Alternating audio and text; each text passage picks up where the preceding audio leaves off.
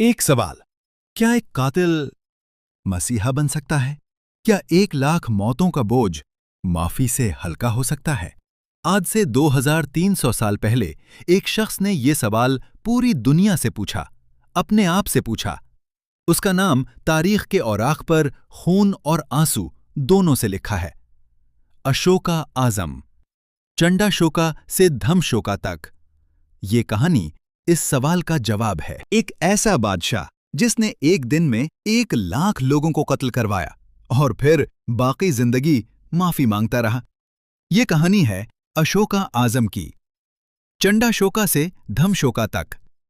रुकें, ये आपकी सोच बदल देगी। 3री सदी क़ब्ल मसीह, बरसगीर की तारीख का सबसे बड़ा मोड़।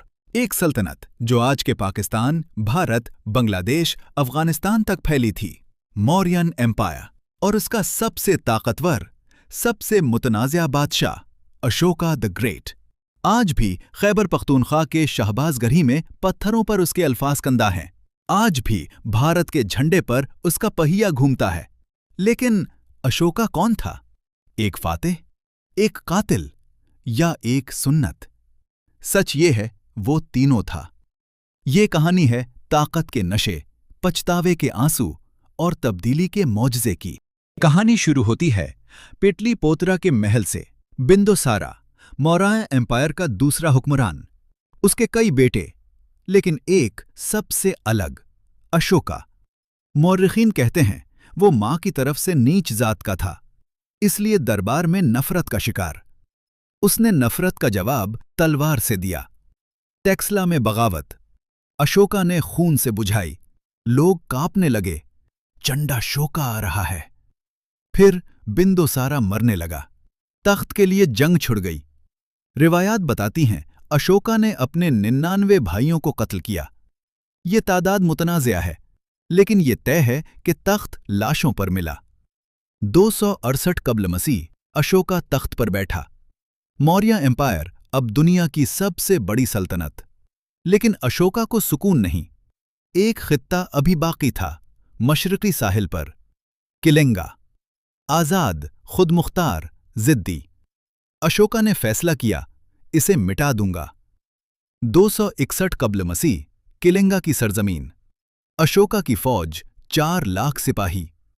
सामने किलेंगा के आम लोग, किसान, कारीगर, हथियार उठाए। जंग शुरू हुई और कयामत टूट पड़ी। 1 लाख से ज्यादा लोग मारे गए। 1.5 लाख गुलाम बनाकर ले जाए गए।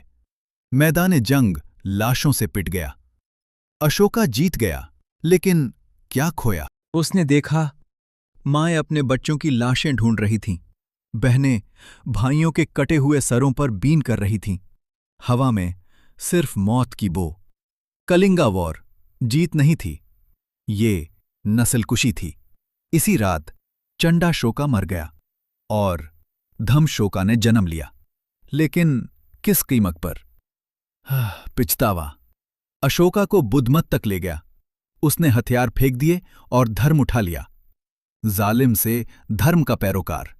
उसने धमा का ऐलान किया। धर्म का मतलब मजहब नहीं, अखलाकियात। किसी जानदार को मत मारो, सच बोलो, सबसे हमदर्दी करो, वालिदैन की इज्जत करो, गरीब का ख्याल रखो। ये अल्फाज उसने पत्थरों पर लिखवाए। मौर्य एम्पायर के कोने कोने में। शिकार छोड़ दिया। जानवरों के लिए अस्पताल बनवाए। सड़कों पर दरख्त लगवाए, मुसाफिरों के लिए कुएं। सल्तनत की दौलत अब फतह के लिए नहीं, फलाह के लिए। ये था अशोका द ग्रेट का असल उरूज। अशोका की तब्दीली सिर्फ उसकी नहीं थी। उसने बुद्धमत को दुनिया का मजहब बना दिया।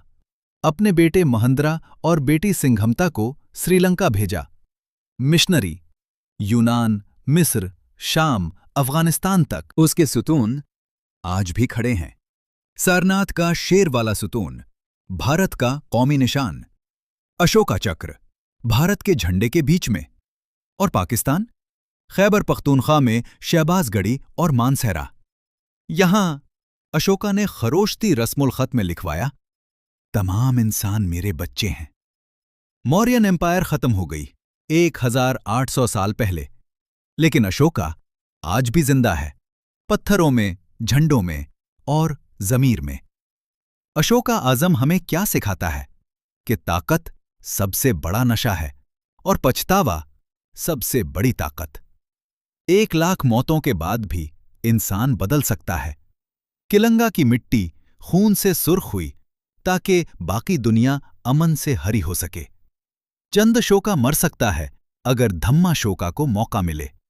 ये अशोका की असल फतह थी। अगर आपको तारीख के ये भूले बसरे राज पसंद आए तो तारीख नमा को सब्सक्राइब करें, वीडियो को लाइक करें, अपने दोस्तों से शेयर करें और हाँ, बेल आइकॉन दबा दें ताकि अशोका जैसी अगली कहानी आपसे मिस ना हो। मिलते हैं अगली दस्तावेजी फिल्म में। तारीख जिंदा रखें।